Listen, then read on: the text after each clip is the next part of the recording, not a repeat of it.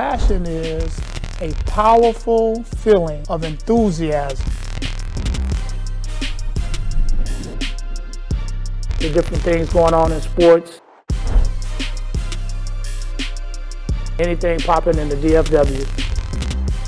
Comes on every Monday night, 7 p.m. Hi, and welcome to the Passion Project. I'm your host, Coach Richard Bacon.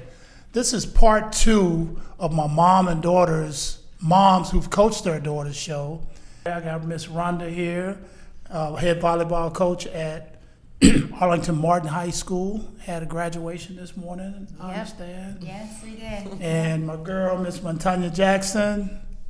And I always have to let her tell me what her role is. What you do now? Well, I'm just adapted PE teacher at DeSoto ISD, a former volleyball coach in DeSoto and former volleyball coach at Lancaster High School.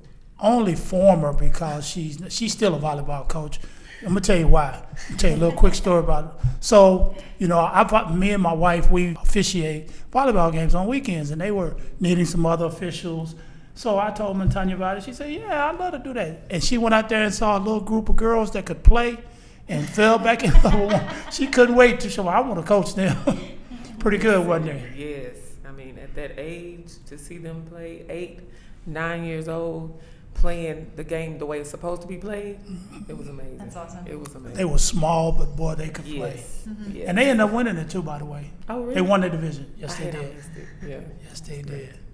All right, so on the first show, I had my ladies introduce themselves, so I'm not going to do that again. If you want to hear where they've coached and stuff like that, y'all got to go back and watch part 1. Give me some overviews on part 1. And we talked, I had a whole list of questions, and we didn't get through but 3 of them, to be honest. 3 questions is all that first show covered. But it was so much valuable information that we, after we walked off the set, said, we need to do a part 2, because I got so much more to say. So I'm going to give my ladies a chance today to say some of the things that they didn't say. But the last question we ended with was, tell us some of the pros and cons of coaching your own child. And I think Rhonda said what they said. Everything they said. So once again, if you want to know, you got to go back and watch part 1 so you can catch up. So we're going to pick it up with the 4th question I had for that particular show. And I want you guys to think real hard about a situation that came up or happened that involved your daughter, that had you in a situation you had to separate mom from coach, and tell us how you handled it. Because like I said on the other show, this is information that if you are a mom that you're going to coach your child, you can use, or if you're a parent, you can use this information as well on how to handle certain situations. So Mom, we'll start with you, Montanya. Tell me, can you think of a situation where you had to, because we always say it's a fine line between the two. Absolutely. And you don't have to call names. I'm not interested in knowing who the person was and that stuff, but the situation is more. I can think of several, but one that really sticks out for me was when my daughter was denied to participate during signing day. And it was because she played her senior season in DeSoto. Okay. Which, she wasn't at Lancaster. She was at Lancaster her entire high school career. But her senior season, she played at DeSoto. But she wanted to graduate with her friends and her classmates that she grew up with, so she wanted to transfer back just for graduation. Well, of course, during the spring, we had a signing day, and everybody was allowed to participate. And because she was a student at the school, we just assumed she would be able to participate. And which school are we talking about? At Lancaster. Okay, at Lancaster High School. And she was denied being able to participate in that. Even though she was a student. Even though she was a student. But she didn't play. Currently, but she didn't play, and the athletic director decided to make the decision for her not to be able to participate. So she couldn't sign that day. And as a parent, I was upset. I was upset about it. And even as a coach, I would have just like to see, even if it wasn't if it wasn't my child, I still would have liked to see a kid who maybe wasn't in our program, but did go to the school. I would have liked to see them participate if they were signing with something. And it has happened in the past. Football players have done that in the past, and I didn't see why she wasn't able to participate.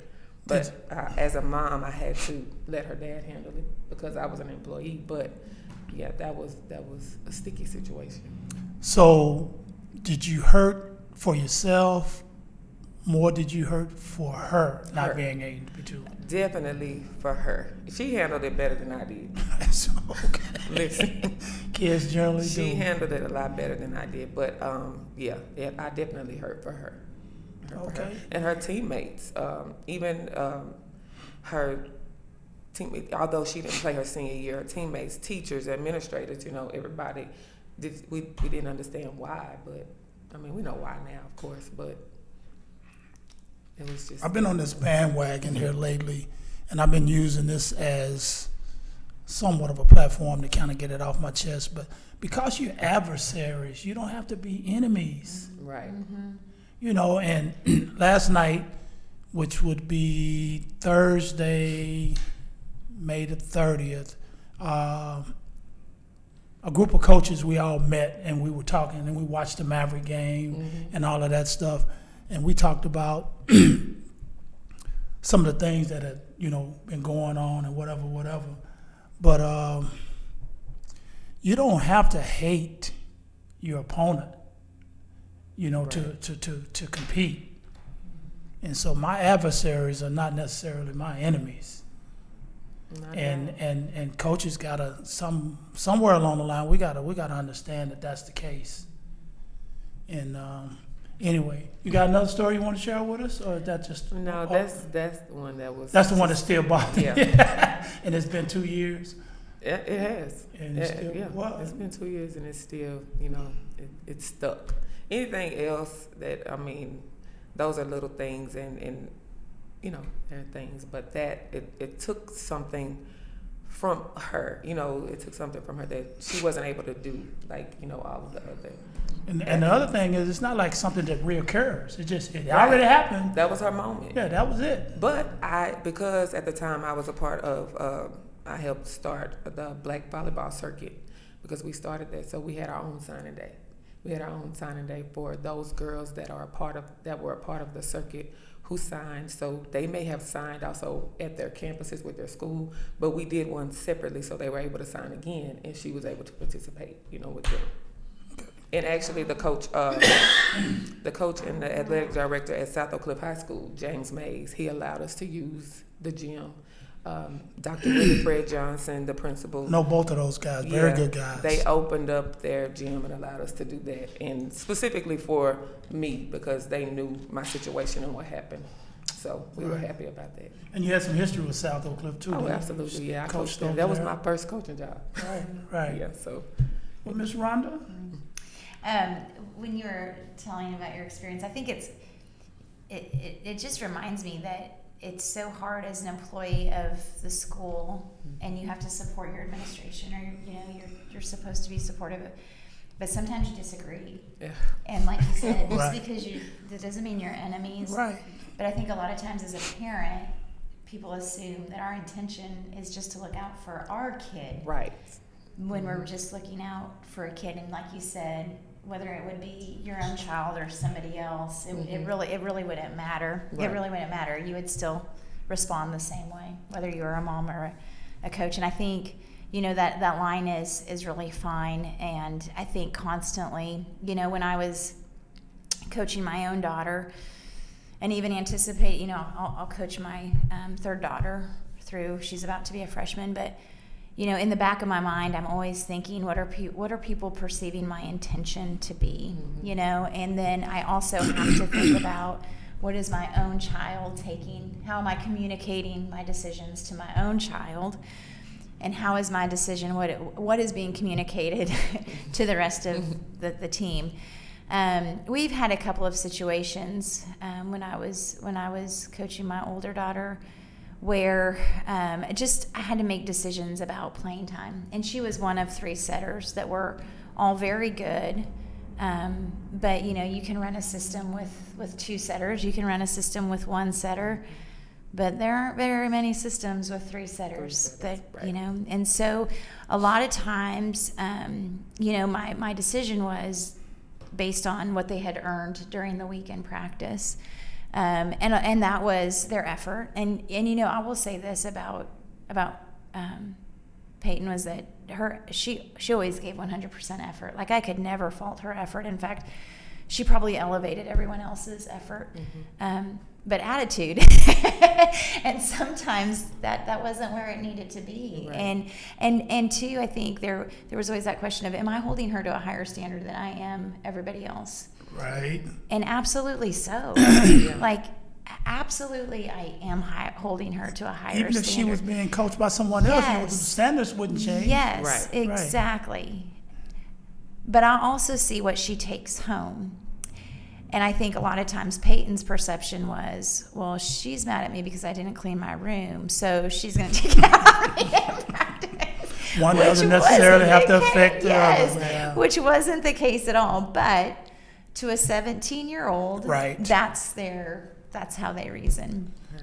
So a lot of it was that, like her thinking that my intention was, well, she didn't feed the dogs this morning like I asked her to, or clean up her room, or, was reckless or whatever. And so she's going to punish me in practice, or she's going to punish me by not playing.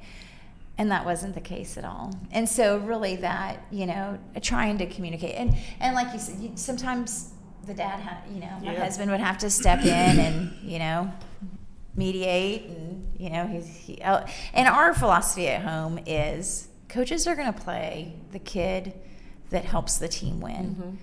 And that comes from effort, and that also comes from attitude. Like, you've got to be a great teammate, especially in volleyball. You've got to be a great teammate.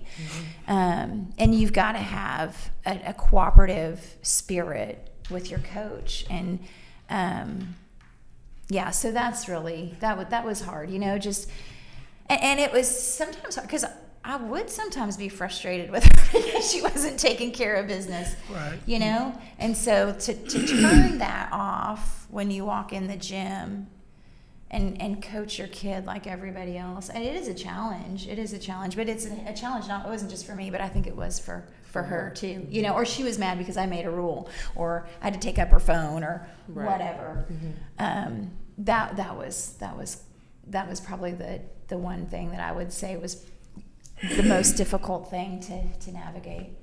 So I watched the part 1 show to kind of get me prepared for this show, and one of the things you just brought up was something that jumped out at me: the perception of other people with what I did with my kid.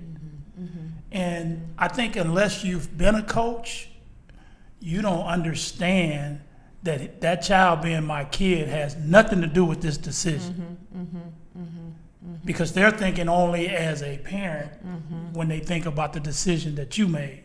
Say, boy, my daughter, man, she wouldn't be coming out of the game now. Or like we were talking the other day, we were saying, the comments coming from the stands when the coach's child make a mistake versus the comments coming out of the stands when anybody else makes a comment.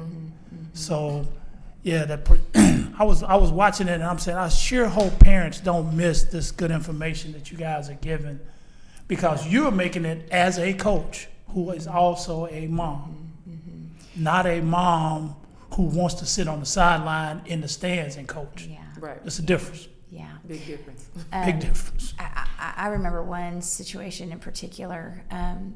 Peyton was a junior on JV, and there was another junior on JV, and my husband came home from a game one night, and he said that he sat next to the parents of the other junior on JV and said, that was a rough week when my daughter was on JV. And Pat's like, yeah, we know how that goes. Right. Yeah, And, think about it. Yeah. And so, when parents want to sit in the stands and say, coach is playing favorites, well, no, Right. coach isn't. Like, Right. coach is doing what's best for the team. And Right. we're going to put players out that will. It's Yeah. you know, as hard as it is for you guys to separate the difference, it's even harder for them Yeah. to separate the difference between Yeah. that's her daughter Yep. and that's Yep. why. Yeah. That is not Yep. why. Yep. Yep. That is not why. Because like I said in part one, no coach coaches to lose. Right. You're going to put the best kids out there to give you the best opportunity to win in that situation. Yeah. Yeah. In that situation. In that situation. Yeah. Because a lot of times, especially, you know, when we had 3 setters, we would look at matchups too. You know, like do we need somebody who can defend better and right back? Do we Right. need somebody who, if we get into rotation problems, that we can run a 5-1 if we Right. need to? You know, so and that's the flexibility of it. You know, when you have 3 good setters, or who's just having a great night. You know, and so. Or a great week in practice. Yes, or yes, who's yes, putting yep, forth the effort, yep, like you said. yep. Yeah. And that's the difference in I want to be a coach and the coach. Right. Because you make decisions as a non-coach that has no effect or bearing on anybody. When you say, well, I would have played her, I would have put her here, and I would have done. Yeah, you would have. If you're playing PlayStation. We're not playing PlayStation. We trying to win a district title and maybe advance in the playoffs or something. Right. You know, so, yep. So let's move on to the next question. I think we talked a little bit about this next one. I know I do remember Shelley talking a little bit about. Did you ever feel like your daughter had to go through something extra in the locker room? All the time. All the time. That was a big. All the time. Okay. So you want to talk about it a little bit? Whether it was, you know, her with the team or, you know, the team against her. She always had to go through something. But I think as she matured, as she got older, she made things easier for her. You know, I think she set the tone not as early as I would have liked her to as a freshman, but as time went on, her freshman year, she set the tone and let them know, look, I have to live with this lady. So I know her better Right. than you do. Right. And she gets on my nerves too. Right. But let's just not be disrespectful. There you go. And I think, you know, with her, because her being a freshman, and even with those seniors who were used to another coach and didn't like me either, I think she gained some respect, you know, from them by just putting that out there. Like, you know, I know you're going to say things because I say things in my head, but I'm not going to say things around you all, you know, about my mom. So I would appreciate it if you didn't do. Right. You know, Exactly. just don't disrespect me, you know. Right. Because everybody gets upset. She gets upset with me, and she, you know, voiced that a lot with my mom and her dad, but it was never with the team, you know, and I can appreciate that. I can appreciate her loyalty as my daughter, you know, not doing Being that. able to stand up. Yeah, but being able to stand up for herself, not Right. just me. I didn't Right, need her right, to right, defend right. me. I got me, you know. You value my role with this lady. Yes. I am her daughter. Yes, Value and that was what I could appreciate. You know, I don't think I ever told her that I appreciate that. Ayana, if you're Right. watching, I appreciate that. Yeah. But yeah, I appreciate that. And although I didn't expect it as early as she did it. I mean, I'm glad she did it, and it just helped. It helped, and also her going, to her home school, DeSoto, her senior year. It was a lot easier for her to, deal with another coach. Right. That other players assumed was that she's crazy. They thought the other coach was so hard, and she was like, "This is nothing," and it prepared her for that coach, and also now in college. So, Ms. Rhonda, we were kind of talking a little bit. Did you ever find yourself, and I think you mentioned a minute ago, doing things treating your daughter a little harder or harsher than the other girls? Yeah. And then why? Yeah. There were times when, the kids want to joke around, right? Mm-hmm. But when it comes to business, it's time to get to business. And there were some times when she would just push, and want to just joke around a little bit more, and the leash was short with her, I mean, it was, Right. no, like, yeah, there were some times when just, and she felt this especially, that, somebody else could get away with being silly, and that just wouldn't fly with her. So, yeah.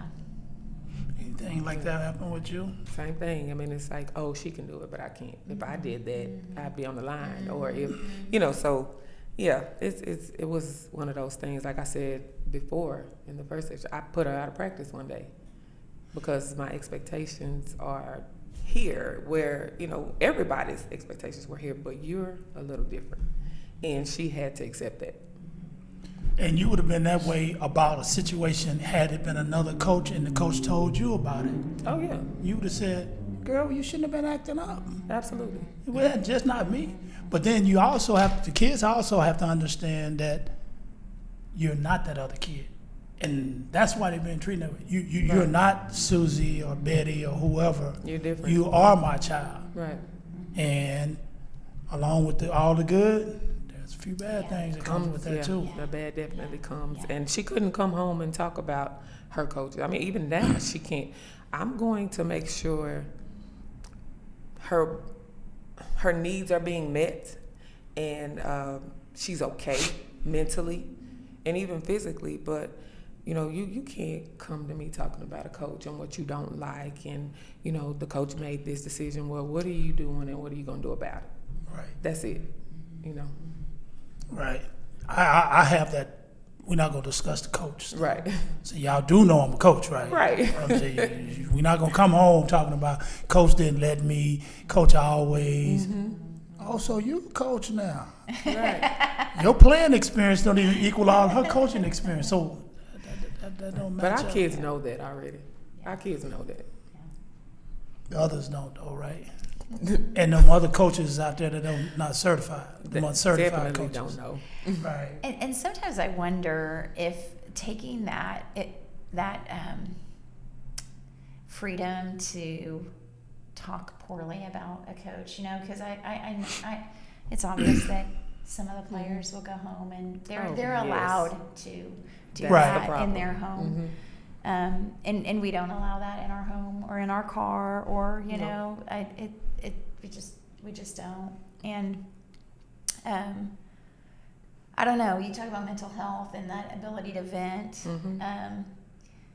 but there are some things that, like you say, you think in your head, they don't need to come out of your mouth, Right. And I think when you're talking, I don't know.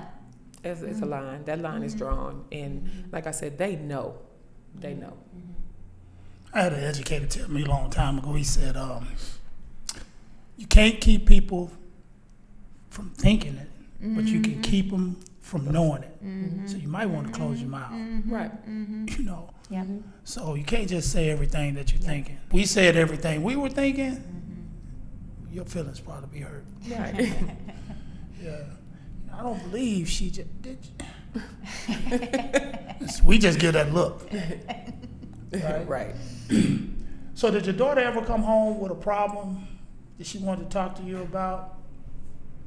Some issue with the team, anything like that? I think for the most part, y'all kind of established that stuff don't come to the house. Y'all keep it separate. But if she played for another coach, would you let it in your house? Well, I mean, again, as far as the coach is concerned, that's a different thing. Like I said, there's a boundary and there's the line that she knows not to cross. But I mean, a situation with a teammate, that's different. We're gonna find a solution. We're not gonna we're not gonna talk about the teammate. We're not gonna badmouth the teammate or bash the teammate or anything like that, because I've always taught my daughter to be a good teammate. And that's what we want, and we wish that all the players were like that. Tough question here. So, daughter's playing the game. She's not having a great game, but you know what she's capable of. Do you find it tough to put that girl back in the game because you know what she's capable of and not how she's playing right now? It's not hard for me at all. Was she I don't know going? about anybody else, but I mean that's any player though. Okay. That's any player, and you know I've had that issue too. You know, with just knowing I know what these girls are capable of, and I that's my decision, and I'm confident. And if they don't come through, then that's on me. But at the end of the day, I'm going to put the player in that I feel is going to best help us win the game. And then if it happens to be my daughter, she's going in. It's that simple. I mean, I may give her a break. I may take her out, you know, just to get herself together, because I'm going to tell her in the way that I can only tell her as a mother, get it together, because you're going back in.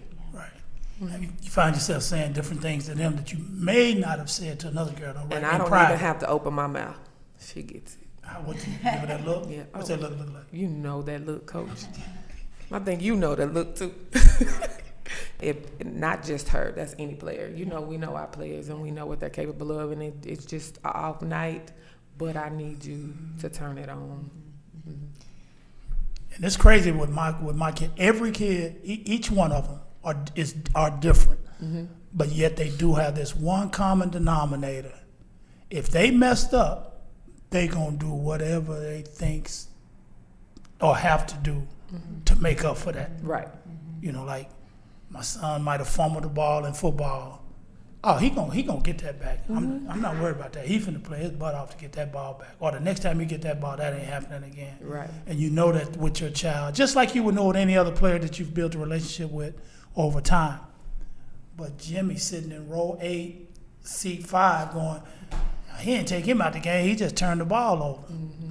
I am a firm believer, and I had to talk to my assistant coaches, that we don't take guys out of the game immediately right after a mistake. Because when I had the opportunity to coach in the ABA, which pros, coaching them is totally different than you would coach a kid that you're trying to get up. Right. That's why you don't see the coaches in the NBA yelling and screaming at them guys. You know, they don't do that.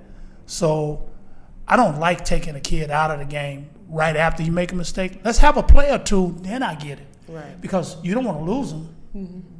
You know, you come out of the game, he mad at you because you mad at him, and now y'all at each other. So that could be tough. And then if it's your child, when he get home, he's still mad.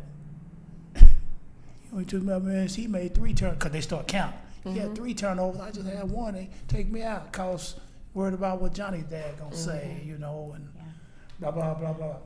Okay. Was there ever a dilemma, this might be tough too, between you and one of your assistants regarding your child's playing time? You know, I thought of this question because of what you said about Coach Douglas and your daughter when you kicked her out of practice. And he came running, no, you can't do that, and then had to do the very same thing a month or 2 later about his child. Right. But your assistant coaches, because sometimes your assistant coaches may appear to value your kid's playing ability better than you do. And you go, I need so-and-so to go in for Peyton. And you go, no, she needs to learn. She's got to sit. So-and-so. That ever happen? Where you had an issue with assistant coaches that wanted your child to play, but you were dead set on nope? I think it wasn't so much the personnel that we were using. It was more of, hey Rhonda, you need to understand where Peyton's coming from. Did you agree after you thought about it? It made me take pause for Okay, sure. okay. Yeah. It did make me take pause. But we, you know, that was one thing when we were in the coach's office, or we talked about, you know, and so. Yeah, my assistants used to kind of tug on me because I would get on her a lot more than I would any other setter or any other player. And then also as a freshman, I started her out on JV, and they were like, "Coach, come on, you know better." But again, it was the perception thing. You know what I was thinking, like what people would think, and although she didn't play a lot at her freshman year at all, some preseason, but once we got in the season, we had a pretty tough district, and definitely not in playoffs. One of my main setter, her mom got sick, so she was out, and that was the only time she got a lot of playing time. And my coaches questioned, her playing time throughout the season. But once she got that opportunity, I was able to say, see, because she didn't perform well, but it was just because of her age, she wasn't ready. Physically, she was ready. She could run circles around all the setters that I had and even some of the other players. But at the time, she just mentally, she wasn't ready. And I was able to prove that to them. But that was it. Yeah, sometimes we find ourselves as coaches justifying the decisions we're going to make or have to make for everybody else when we know. Right. Give a good example. I had a kid that was when he was in the 8th grade, when I was watching him in middle school, I said, he's going to be really good. And then I brought him up during the summer to play with the guys in the summer. And I watched him. I said, he's going to even be better than what I thought. And so when school started, I had him over with the younger guys going against the older guys. And he wasn't as successful like that. And my coaches started saying, Coach, you sure this kid gonna play varsity? I said, I'm positive. And they said, Coach, he can't even. I said, you know why? Because he's playing with inferior guys. I said, watch this. So we moved him from that group, put him over there with the older group with guys that knew how to play. And he shined. I mean, sometimes as a coach, you got to give us a little credit with what we're doing. Once again, you got that honorary coaching degree, and we got the certified, and being the parent of that child has nothing to do with it. Nothing. Has absolutely nothing to do with it. Now I'm gonna see. Reach back in your Rolodex. That's an old term. Reach back in your Rolodex and tell me about this one parent conference that you ain't gonna never forget that you had with a parent regarding a child. Tell us what the situation was, but you don't have to give names and point out what school and all that stuff. Because I got one that I'll never forget. And while you guys are thinking, I'll give you what happened. So, kid is a non-starter. He's a senior, non-starter, but gets to play. His mom comes up to the school, tells the principal, we're going to have a problem at the game next Tuesday if my son doesn't start. This is senior year, and he deserves to start. So they called me, and they said, I need you to come up to the office. I said, okay. I said, what's this about? I said, well, Miss So-and-so and so-and-so wants to talk to you about something. I said, okay. Okay, what we got? She said, well, we're going to have a problem if he doesn't start in the game on Tuesday. I said, well, we got a problem. Because I'm not changing up the lineup just so he can start. Now, he's going to get to play. But we trying to get ready for the playoffs. And I'm not finna disrupt my team because what you want to see. And she was like, well, his brother and his son. Okay. I said, well, I'm telling you administrators right now, y'all better call the police because have them in there too because we going to have a problem if they come over and try to force me. Or y'all can come over and be the coach because when y'all start telling me what I have to do, we got a problem. I'll never forget that parent conference. I mean, I was in class teaching. They sent somebody to sub my class for me to go up there to handle that nonsense. Yeah, I don't have anything that crazy. Well, that's the one that jumps out at me every time. Yeah. Wow. I don't know. Do you have Yes, anything? Not that crazy. I mean, you I have one. You set the bar high. Yeah. Bacon, you set it really high. I'm sorry. I have one, but not like that. Yeah, and that was probably 15 years ago. I still ain't forgot that. We're going to have a problem. Am I supposed to be nervous, scared, what? Because we're going to have a problem. We sure are. I think it's not the ones where we sit down. I think it's the sudden, when the sudden confrontations, right? Like you're called out of your classroom to go up there and not prepared, not those are the ones that are most memorable to me. Like, it's before a game or after a game, and I'm using the restroom and washing my hands, and a parent comes up to me and wants to talk about playing time. I'm like, what in the world? And you've What are we doing you here? told them in the parent meeting, don't come to me after a game. Yeah, I think that's probably, and I can think of a couple where it's just I've been blindsided like that, But the ones where you sit down and you're, fairly Prepared. rational, and there's not a whole lot of emotion. Those have been productive. Not always easy, but at least productive. But it's the ones that you're blindsided. Those aren't fun at all. Or the ones that come in with an agenda but have it hidden. Mm-hmm. Like, well, we're not upset with his playing time, but why he ain't getting to play? Yeah. Yep. That was it. I think I have a couple. One was because I had a relationship with the parent. She and I were friends for a long time, and we're not friends anymore. Because of her daughter's playing time and what I saw as a coach, and I felt like I was fair, because initially with her being a senior at the time, she said she wanted to play volleyball in college, and well, at least that's what she told her mom, because that's what her mom wanted for her. And eventually it came out during our conference that she didn't want to play volleyball, and I felt like she was just, doing it because that's what her mom wanted. But of course it was made to seem like I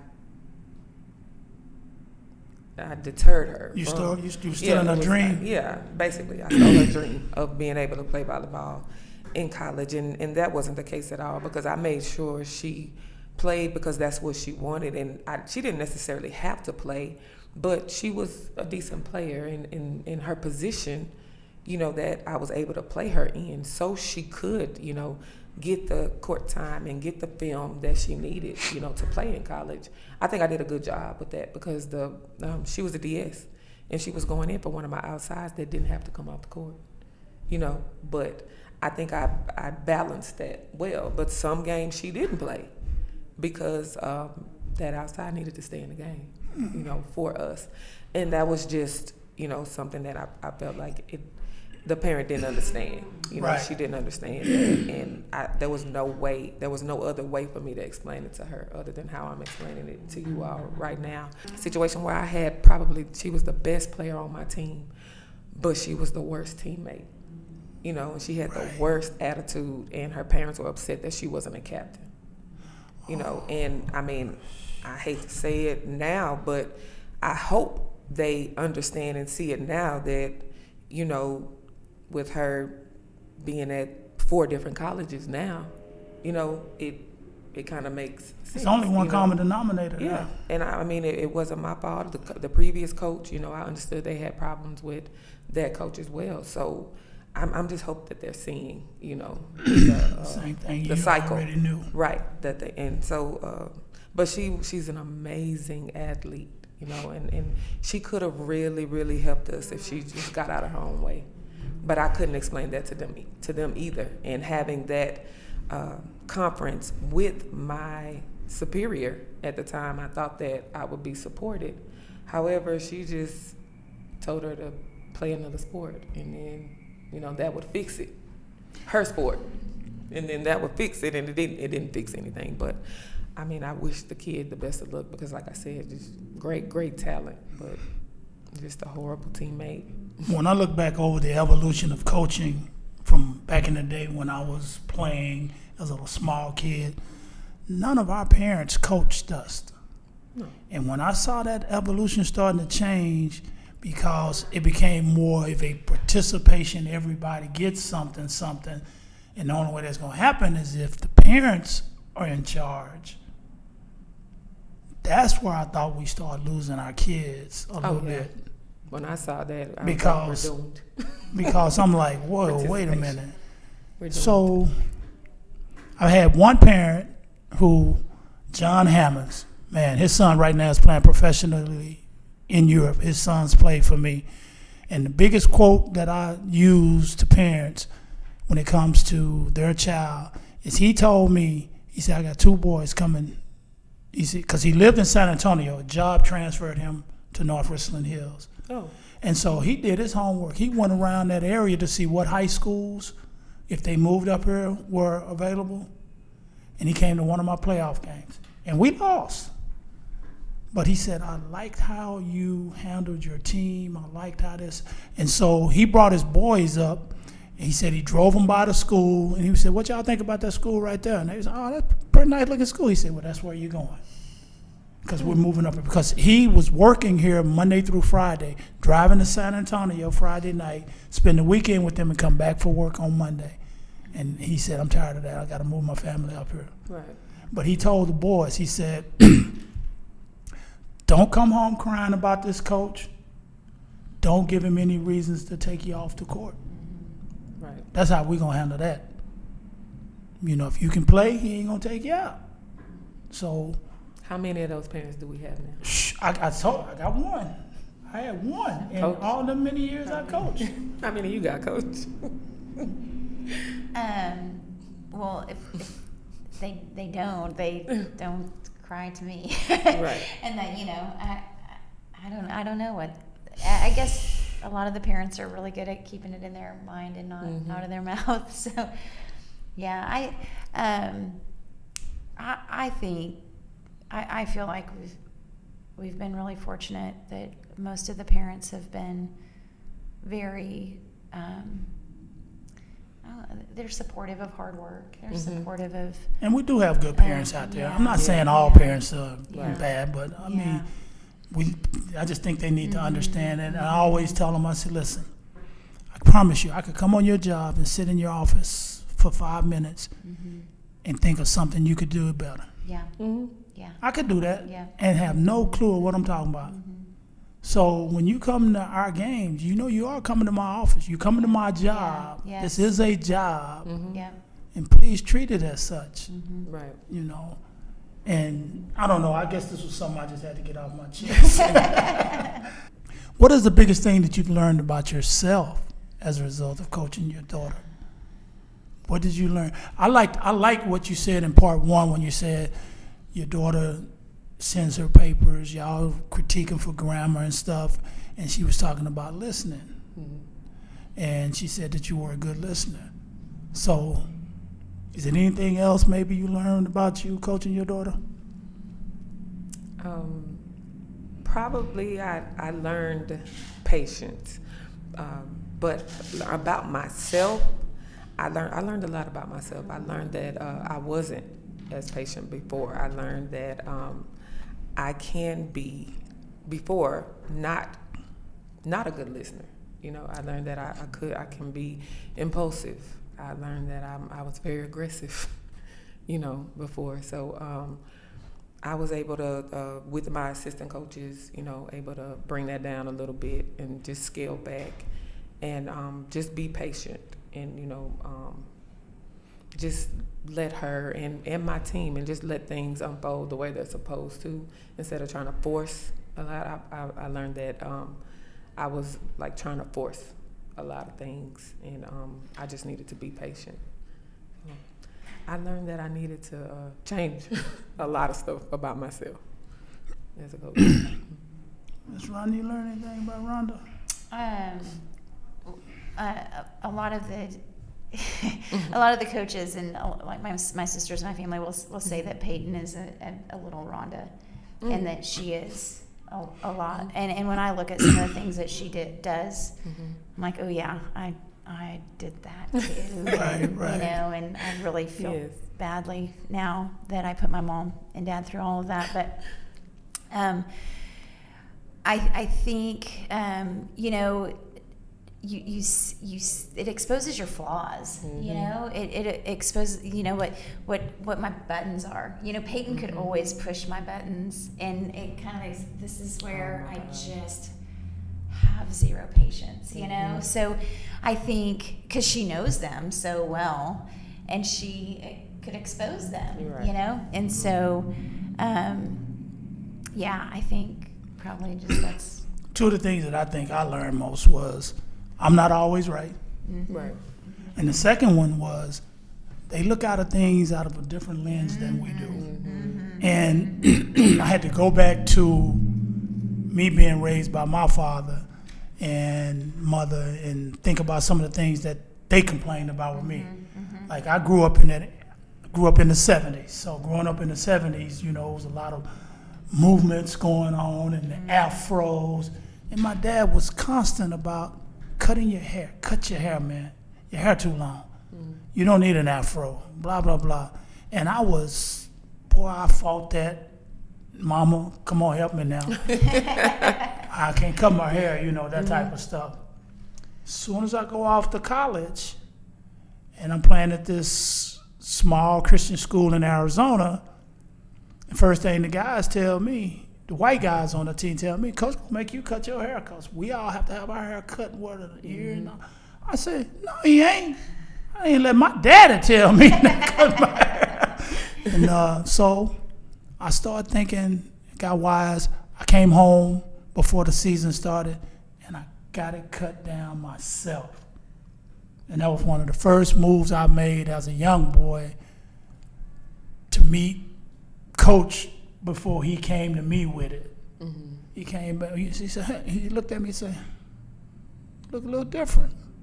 I said, yeah, Coach, I cut my hair. Oh, wow, you did. You know, so he never had to do that. Right. And then when I think about some of the things that the kids battle, like it irks me to the day. So we were a Nike elite school at DeSoto. So we get all of this equipment at no cost because we're an elite school. And I remember if we got a pair of shoes when we were growing up, that was enough. These guys want to wear this color shoe, that color shoe, this color shoe. When in fact Nike said, okay, what shoes do you want? Pick your color and let's roll with it. And then guys would be like, Coach, we got to play in these. And I never wanted to, but the influence is coming from the NBA. I've never seen guys wear shoes that didn't match their color scheme of their uniform. These guys are put on some highlighted yellow shoes with a pink uniform or whatever, you know. So it taught me to look out the lens that they're looking out of, because I was looking out of the lens that era in which I was growing up with, and my dad didn't grow up in the same time I grew up, and he wasn't with it. Do you think it's easier to ignore when it's not in your house? Yeah. I mean, when you can shut it down pretty easy when it's just in the gym, like things like shoes, or why doesn't coach get us blah, blah, blah, or why is the coach making us run so much? But then when it comes home to, it's a lot harder to ignore. Yep, it is. You know? All right, so we're going to end this with this question here. Tell us something, because I created all the questions, so I don't think you guys had much input in it. Tell us something that we didn't cover now before you leave, because every time you leave, you think, man, I wish we would have talked about. Is it anything we didn't cover that you think people might need to know? And if it's not, that's cool too. It means I did a fairly decent job. Nothing that I think anybody needs to know, but it was something that Rhonda said that triggered this thought from me when you said your daughter's a little Rhonda. I always thought that my daughter was nothing like me when it came to her playing, you know, or even her personality on the court, because I was so aggressive when I played volleyball. And not that she's not aggressive, but it was just my attitude. You know, I would say that I was just confident, you know, on the court. And although I can see that, she just shows it a different way. Right. Because she's so much better than I was. Gotcha. She is so much better than I was, and not just as an athlete, but as a person, you know, because, and I think it's because the way I raised her, you know, and the things that she's doing now, and I can see that so much because she's in the Fellowship of Christian Athletes, and she did a discipleship, you know, as a freshman in Fellowship of Christian Athletes, so now she's a huddle leader, and she's going to all these camps. And her growth in Christ makes me see now that she is such a great, great kid and a great role model at her age. She's only 19. At 19, when I came home, y'all know what I was doing? trying to find something to do. I wasn't trying to find a job. I definitely wasn't reading my Bible and going to a Christian camp and teaching kids about Christ. I was trying to go to a beach. I'm kicking it, with my friends and all of that. So I just see that, not just as an athlete, but she is so much better than me as a kid. And that's what makes me proud, And you subconsciously guided some of this, and you don't know it. Yeah, I mean, you were doing things to tell her. And not that I didn't have it either. I just made a choice. Right. And and like I said, the choices that she's making makes her, and it makes, and it, a lot of times, of course, we don't want to say somebody's better than us, but to know that my kid is so much better than me, and the path that she's taken, that does a lot for me. Yeah, that's awesome. Ms. Rhonda, anything? I think that we get our kids involved in sports for the same reason that every other parent does, for the great things that it can do to grow our kids. And then the competition comes out, and then the adversary and enemy comes out somewhere along the line. I just think as parents, we have something in common with the people that are sitting in the stands. Right. But we don't have everything in common. And so we can't assume that their experience is like our experience. And our experience is like theirs. They may be similar, but there are things that we need to respect about where they're sitting, but they also need to respect about where we're sitting as coaches. And then I think you can maintain that, competitive and healthy balance. But, I think sports are a great thing, whether you're successful or less than awesome at it. There's value in being on a team and doing hard things. And a lot of life lessons. Yeah. A lot of life lessons. Yeah. Well, ladies, I sure appreciate y'all. I'm about to go back and watch this 2 or 3 times so I can learn some more about maneuvering with my daughter, because I was just sitting there thinking, as you was talking about yours, I know sometimes she thinks I'm hard on her, but I'm not hard on you for a particular reason. I care. Right. And some of this, please bear with me, is new, because I've been challenged with her like none of the older girls, my older daughters.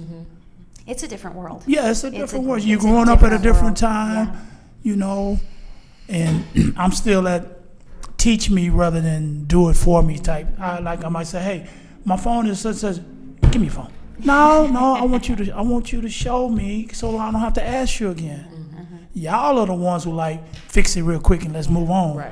I want to know. Yeah. Like the man says, I don't want you to give me 2 fish. Teach me how to fish. Right. So that's what I want to do. But anyway, this has been another nice version of the Passion Project. I'm your host, Coach Richard Bacon. See you next time. Thanks.